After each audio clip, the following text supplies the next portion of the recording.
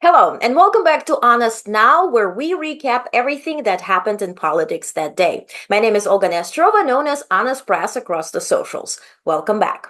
See, I'm not a fan of sharing every single Truth Social post that President Trump puts out there truly all day, every day, but some of those moments I do want to discuss.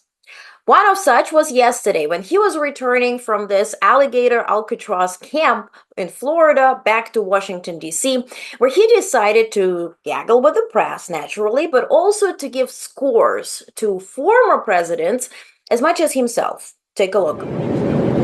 President Obama was a terrible president. President Biden was the worst president in the history of our country. President Bush should not have gone into the Middle East and blown the place up. So I don't give him high marks either. Thank you very much, everybody. Thank you. I give Trump very high marks. Goodbye, everybody. Humble is not the word. Now, another moment was today, and it came in a form of a Truth Social post, again, naturally. And this was addressing the winner of the primary election for mayor in New York City, Mamdani. And as you see here, Trump is promising to save New York, make it hot and great again, and protect New York City from this lunatic, if you will. See, I live in New York City. I think we're pretty hot. We're over 100 degrees now. So please leave us alone. Please, please. Okay, please. Now, another, of course, big topic is this big, not so beautiful bill. And after it passed in the Senate yesterday, and I recapped that in the yesterday's Honest Now, so go check it out if you missed on that. And so today it landed in the House. Now, what we need to know, of course, is that we have 220 Republicans there and 212 Democrats with 3 seats open. Now, all Democrats united from this very early in the morning, and they declared that they are voting against the bill. Now, when it comes to Republicans, currently they're stuck because 16 members have not cast their vote yet. Reportedly, they were visiting President Trump in the Oval Office and trying to close this sort of like under the table background deal for them personally or for hopefully perhaps the state that they represent. So as for now, as I'm recording this video, which is late night on Wednesday, July 2nd, we don't have the bill or it hasn't passed in the House yet.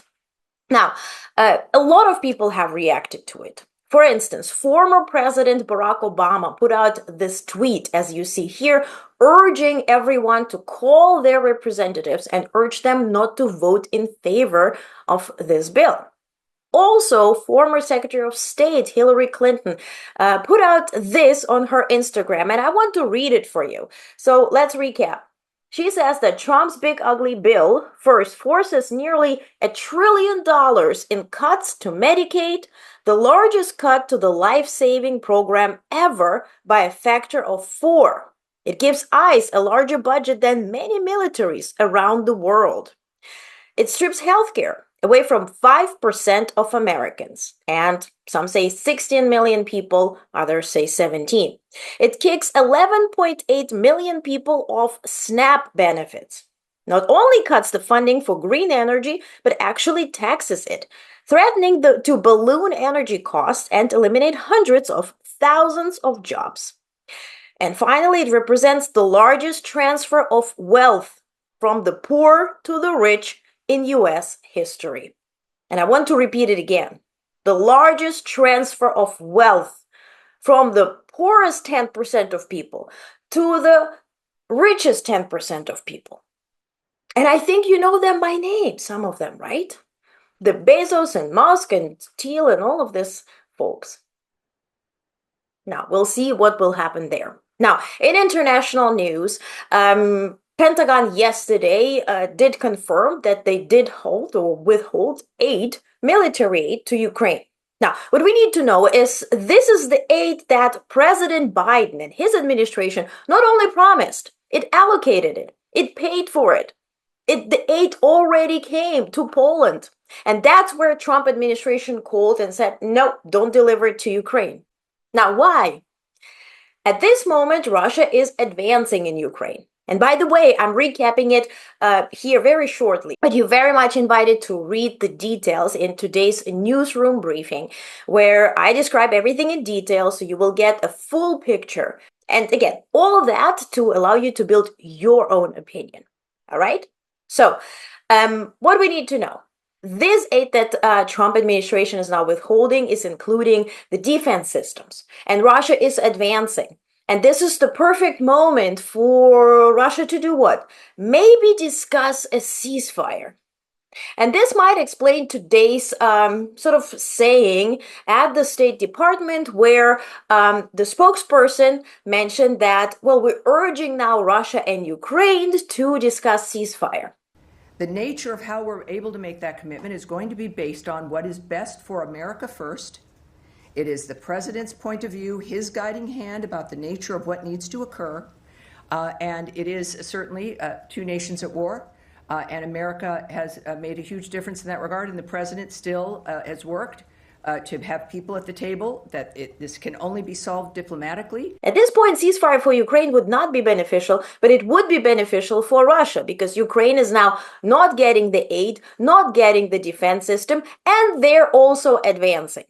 Now, reportedly, also the former president of Russia, Medvedev, said that 210,000 Russians have been now allocated to continue this war in Ukraine. He said this is not the best number, but they're going to work with that. Now, they're also going to work with the North Koreans and the Chinese and Colombians and everybody who falls for the okie doke to get some monetary compensation to go to Ukraine. Now, they're not getting this compensation even if they survive, which often they do not. Now, also, in addition to withholding aid to Ukraine, Trump administration has lifted sanctions on Russian banks. And this happened a couple of days ago, where they also invited these banks to invest in nuclear energy projects. Now, where this will be, the rumors that these are in Iran, these rumors are not confirmed. Is it in the United States? Now, is it better that it's the United States than Iran? All questionable. Now, today also Trump administration lifted the sanctions on one company that buys military aid worldwide to keep Russia's operation going. Again, I'm having all the details in the newsroom briefing, so please go ahead. It's 17 minutes. You're going to get all the news, national, global, defense, plus everything that happened in history on July 2nd. So, like things like this Declaration of Independence being signed on July 2nd and kind of celebrated on July 4th. So you get all that details as well. Now, the reaction, of course, came to this aid that it's now not reaching Ukraine. And let's recap. As you may remember, we together, I was there in person, reporting for you from the G7 in Kananaskis, Canada, where all the leaders failed to create one document and blame Russia for the war, call them an invader, and also set this $45 maximum price per barrel for Russian oil. It failed because President Trump had to leave, according to him, on day one, before Zelensky arrived on day two. Again, I recapped it all for you, day 0, day 1, day 2 from G7, so take a look. It's just 10 minutes per video. But there was no result. That was the result, right, when it comes to Ukraine specifically at the G7. Then about a week later, all the leaders met in The Hague for the NATO summit. And then again, the NATO summit was all about President Trump. It was actually reduced to 2.5-hour meeting. And if you compare it to NATO summit last year, where it was 3 days, 16-hour long meetings and bilaterals and all that. Now here it was just 2.5 hours. And ultimately what they came up with is that Trump is urging everybody to spend 5% of their GDP on defense. And they sort of pledged to do so by 2035, but by 2029, they will review this number. So it's a lot of talk, a lot of empty promises. If you look at the budgets of NATO allies, all 32, it's pretty much impossible. Nor United States is pledging to invest 5% of GDP in defense because they think Europeans should protect themselves. Now, Long story short, that NATO summit ended with the Secretary General Rutte calling Trump daddy and celebrating him for his big commitments and uniting NATO and, making NATO stronger. Now, given this aid now not going to Ukraine, and mind you, this is not Trump's aid, this is still Biden's aid. Rutte reacted to it. Take a look. How do you feel about the report today that the U.S. Is stopping shipments of Patriots and some artillery because they say we're running short of it for our own arsenal? Have you heard about that directly from the president and from the Secretary of Defense, or are you just reading about it like I am? No, these reports are really new, and I totally understand that the US always has to make sure that their own interests are covered. But when it comes to Ukraine, in the short term, Ukraine cannot do without all the support it can get when it gets to ammunition and to air defense systems. And last week, the President and President Zelensky had a very good discussion, particularly focusing on air defense systems. So, yes, I understand the US has to take care of its stockpiles, and at the same time, we have to allow for some flexibility here. Europeans, in the meantime, are really stepping up. They have now committed 35 billion for Ukraine this year. So when it comes to the burden shift from the US to Europe, that's taking place. But we cannot do without the practical US support. This is also in the US interest for Ukraine not to lose this war, and having a huge Russia now on the border of Europe, and of course a secure Europe also means a secure US. So this is all completely connected. Mr. Secretary, I'm getting the sense that the President of the United States is getting fed up with Vladimir Putin. He's given him a lot of chances, take some political hits, giving him an opening. And I think that Putin is not taking advantage of that opening for peace. Do you think the president's getting fed up? Well, I'm not going to speak for the president, but let me say that I commend him for the fact that he broke the deadlock with Vladimir Putin when he came into office. He was the only one who could do this. So as you see, we see a tiny shift of language here, but it's still very much embracing Trump administration. Also, reportedly, EU leaders were caught off guard, and they're still hoping that the Trump administration will change their notion and their decision. And my suggestion is maybe they should stop hoping, because, we know where it's going, right? Ultimately, what did happen is that the sanctions are being slowly and not so slowly lifted off of Russia, so Russia can be back in business.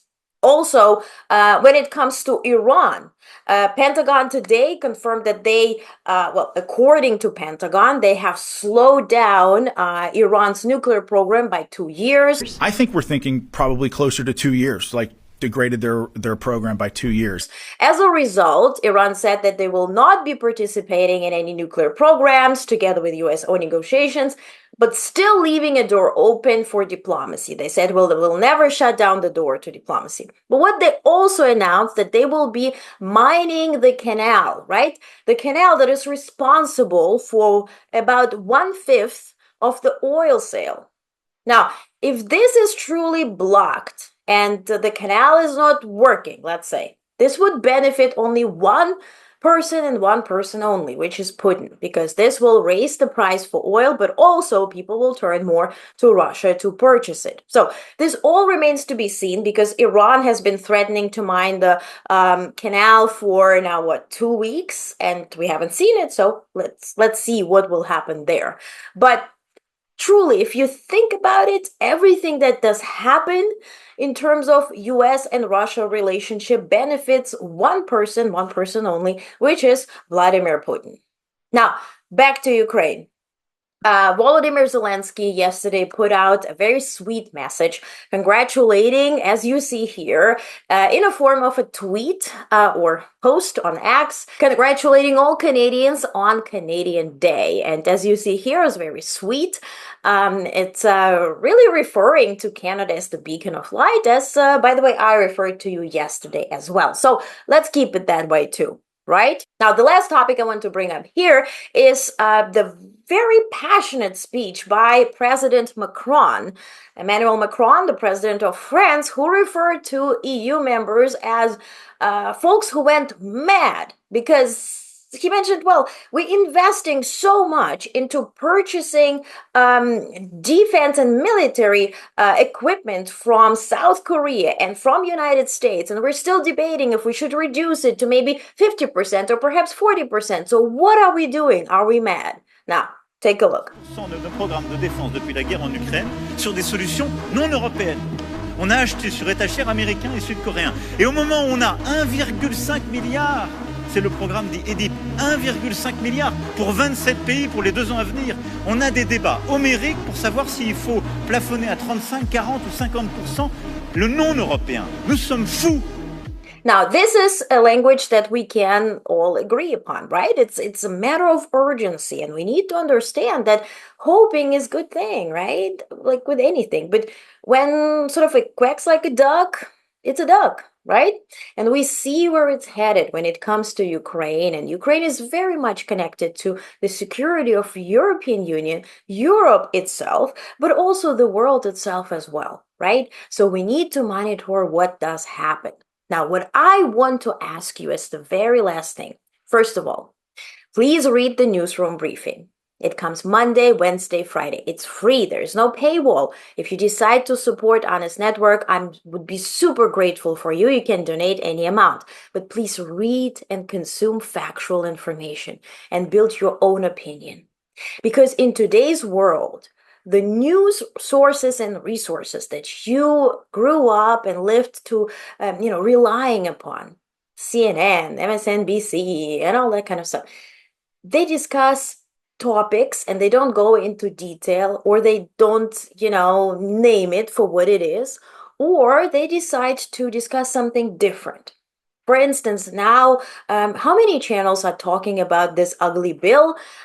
Instead, they were very much covering the Diddy trials, and I will not cover it here. I mean, you got that information. But it was all about that instead of the most important part, and being the rights and really your money being taken away from you. So for that reason, please consume factual information. I know we have so much joy in this clickbaity news and this headlines, but everything in moderation at least. Okay? Now, please subscribe and share and like, and thank you for watching. See you tomorrow.